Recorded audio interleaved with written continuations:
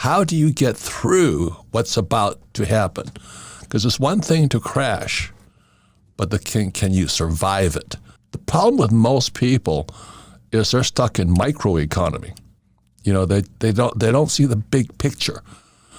And I would estimate 90% of Americans just believe that don't worry, America will bounce back. Everything will be happy days are here again. And as a U.S. Marine, we call the people who are stuck in the microeconomy, they got their heads up their asses. They can't even see what's happening in the real world. And when you look at the macro, the whole world is collapsing around them. Richard Duncan, you've been calling this for a long time. The dollar is in crisis, isn't it? Well, so our economic system is in crisis. And I'm really worried now that we're on the verge of a serious economic crisis that could see the destruction of trillions of dollars of additional wealth before this thing is over. Capitalism, in my view, became corrupted at the fundamental level when we stopped backing dollars with gold. Yes. And to make a long story, not too complicated a story, but to make a long story short, this unleashed an explosion of credit. Credit absolutely exploded. Total credit or total debt in the United States grew from $1 trillion when I was 3 years old in 1964 to $91 trillion now, from $1 to $91 trillion in my lifetime. And during that process, that created a great deal of wealth, a great deal of economic growth in the United States and all around the world. But our economy became addicted to credit growth. Our economy must have credit growth to stay out of crisis. And now credit is contracting when you adjust it for inflation. So this is a very serious problem for our economic system, which I call creditism rather than capitalism, since it's driven by credit growth. Micro is this. You're pumping gas into your leased SUV, and you're going, why is the price of oil going up? That's micro. I mean, they can't see it. But inflation, I'm afraid, is systemic now.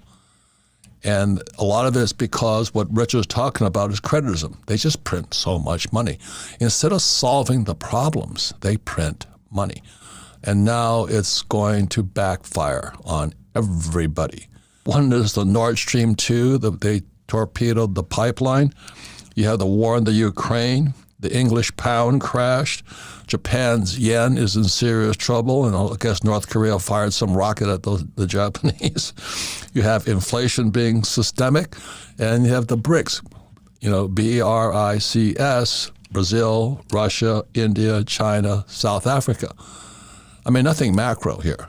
UK government was going to have to borrow a great deal of additional money just at the time when the Bank of England, which had been buying government bonds through its quantitative easing program, it was planning to start selling government bonds. So suddenly, England looked like a third world country. Its interest rates on its government bonds doubled in about a 2-week period. They went from 2% on a 10-year government bond yield to 4%. And normally that would make the currency appreciate. But the English pound started dropping like a rock. It fell from 1.15 to the dollar on Monday last week. By Friday morning, it was 1.12. By Friday afternoon, it was 1.09. And on Monday morning, it dropped to 1.03, the lowest in history.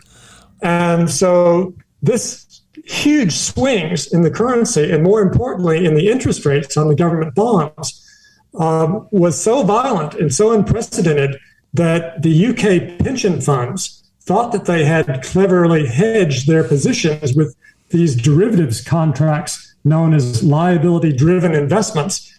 But the moves were so large that the people they had these derivative positions, hedging positions with, started calling in their margins, and they couldn't put up their margins. So they got sold out of these hedging positions, and it looked like the entire UK pension system, the various pension funds, were on the brink of going bankrupt. What does it mean to the English people? Because their pensions were about to collapse, because the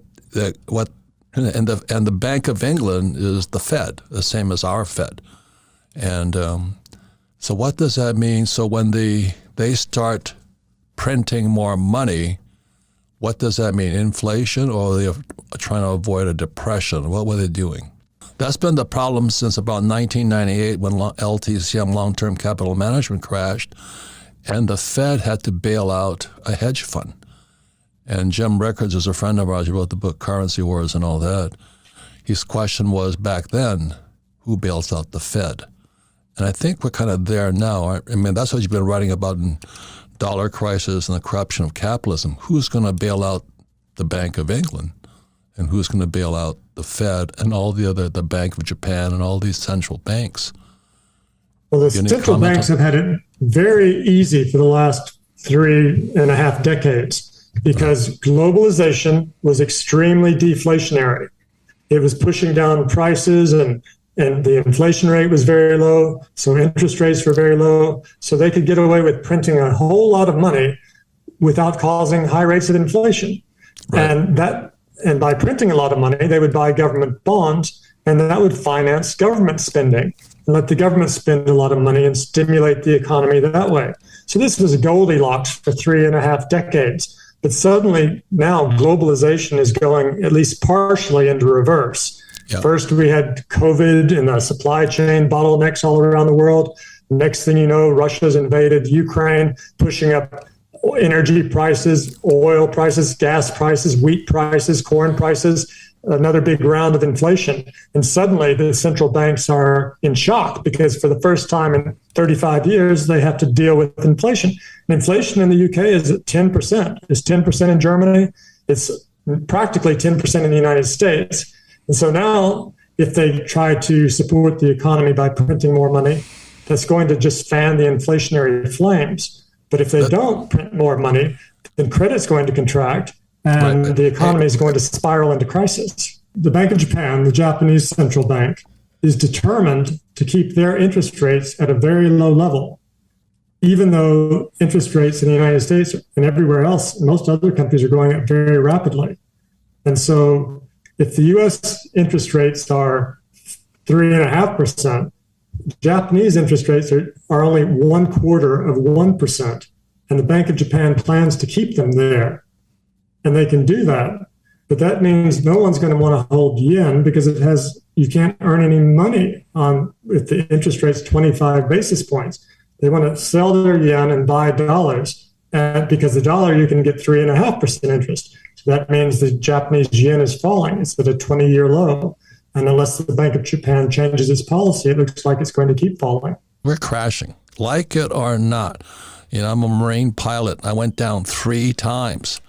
And the question is not if you're going to crash. The question is, will you survive the crash? And that's what I love about the Marine Corps. We practice crashing every single day. And so when the 3 times it happened in Vietnam, we survived. Question is not the question, are we going to crash? We are crashing. But what's the significance, like Biden cutting off the Keystone XL pipeline in America, which is an act of terrorism and treason, in my opinion, and then the Nord Stream 2 pipeline gets demolished intentionally. And it's Russia's major source of income is exporting power or energy.